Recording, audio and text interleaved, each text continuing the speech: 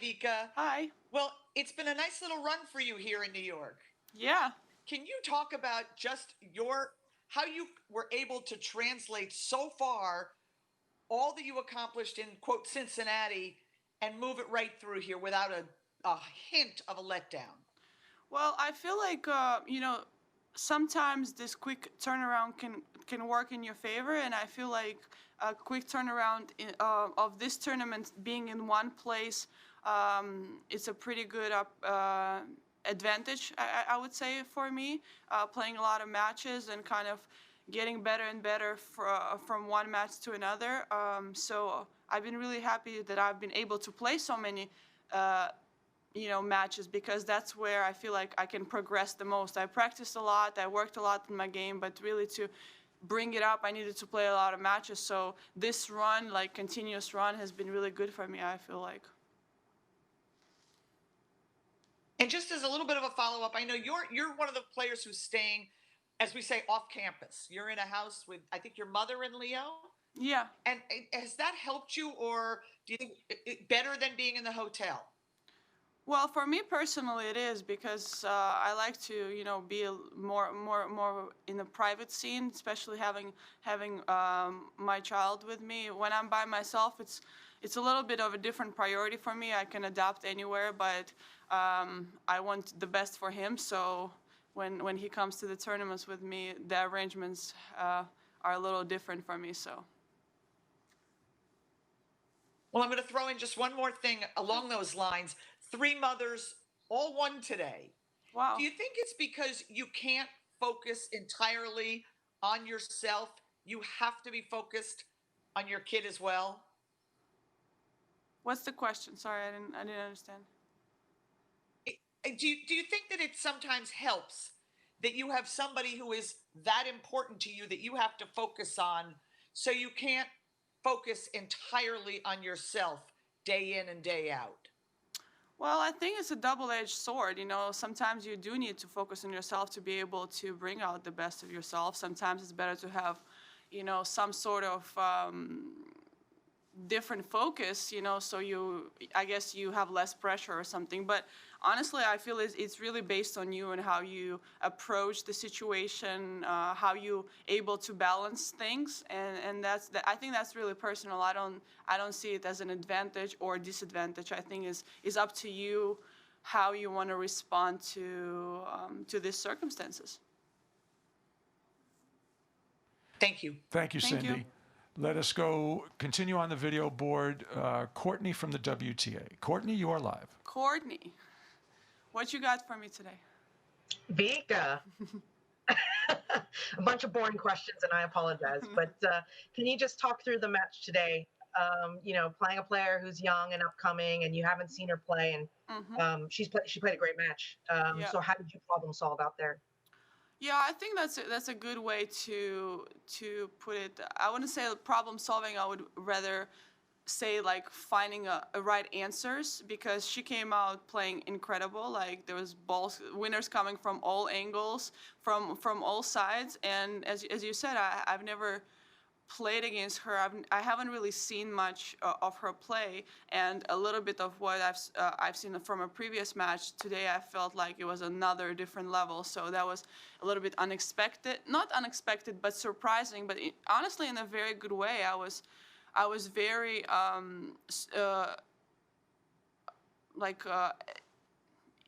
I don't know what the word I'm looking for, to be honest. Like, I was really surprised, but in a really good way of how she plays. I think she's super talented. She has a beautiful game, very smart, has a unique movement of like sliding and getting into that position, can mix up her serve. I think, she's only 19, so I really hope she's gonna turn up her game. But I was really pleased with her attitude on the court, trying to find, solutions, and very positive. So I'm very impressed by her game, and as I said, I hope she continues to work really hard, and I'm sure we'll see a lot more of her. So I'm very pleased with her game. Yeah. Yeah, I mean, you've had this experience last week as well. I think it was the first time you played Ons Jabeur. I'm a fan of Ons, by the way. Which was also a little bit tricky, and you had to. Oh, so fun to watch. Yeah. I mean, great game. Yeah. But yeah, I mean, having to work your way through both of those, where does experience come in those equations of as you said, finding the right answers? Well, I think it's just with experience, you kind of like, okay, I've been through this drill before, maybe in a different circumstances, but let me try to see figure out. I think, maturity comes on the court, off the court, where you're able to handle pressure moments better, where you're able to draw a different perspective in a tough moment. I think certainly I've been doing that really well, which I'm very happy about, to find solution rather than looking of what's not working or what should I do to be better. It's really about just focusing on, you know how to do things, like let me put my head kind of down, stay calm, and just execute. So I think experience is valuable, but it's you can be 35 and as much experience, but still don't have your stuff together. But so it's really up to your own personal work.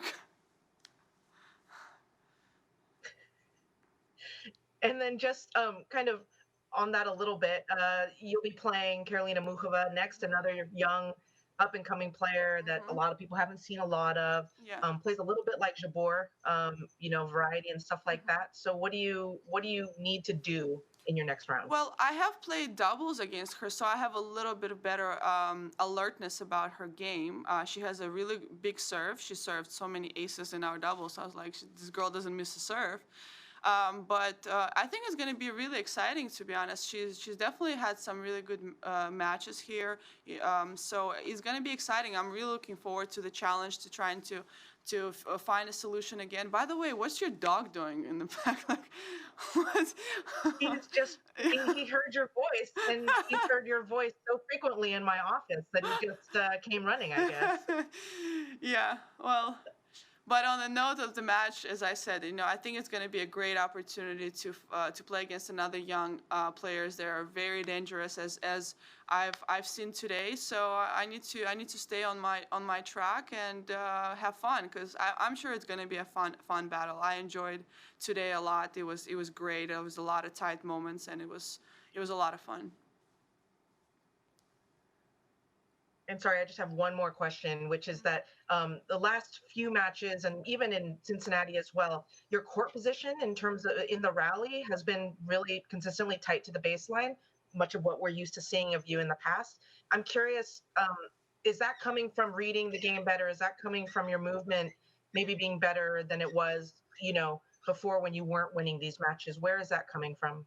Well, I think it's about, first of all, being physically able to do that. I think, and especially on consistent basis, I think that when you are able to kind of stay on the baseline and kind of apply that pressure, it's a lot of physical work. So you have to be prepared, and I worked really hard on that to be able to do that, but also understanding the timing of it. So the timing is really important. Sometimes it's to be able to cut those angles and to be able to rush your opponent with maybe not as much power, but with that precision and that closer to the ball. So it was really about understanding, kind of feeling the game a little bit. Physicality is a big part of that, for sure.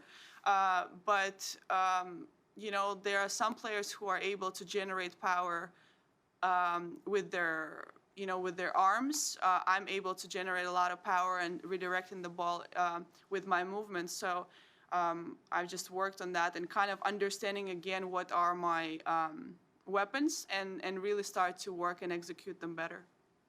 We have time for a couple more questions. Let's go to Craig from Thank you. Cross Court. Craig, you are alive.